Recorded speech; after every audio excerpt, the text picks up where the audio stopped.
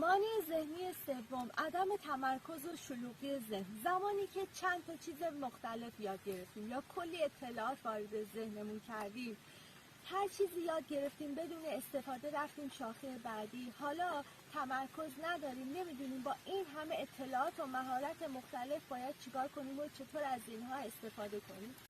اولین چیزی که خیلی به ما کمک میکنه نظمه. وقتی ذهن و محیط اطرافمون رو منظم و مرتب کنیم، تمام داشته هامون رو میبینیم که چی چقدر داریم، به راحتی میتونیم اولویت بندی و برنامه‌ریزی کنیم.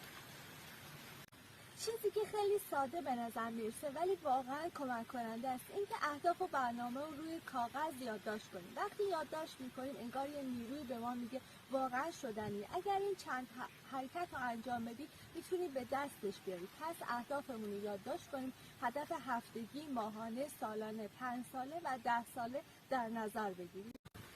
بسنجیم بستر برای کدوم یکی از مهارت‌های ما مهیاست و برای کدوم فعلا زمان مناسبی نیست.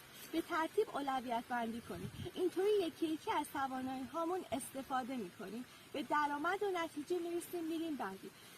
پس وقتی که نظم ذهنی داریم، همه چیز منظم و اولویت بندی شده است، باعث میشه به آمادگی ذهنی برای انجام دادن کارها برسیم. وقتی از داشته‌ها و توانایی‌هامون استفاده می‌کنیم، به کائنات نشون میدیم که لیاقت و توانایی استفاده از اونها رو داریم. مسلماً کائنات هم چیزهای بیشتری به ما میدن.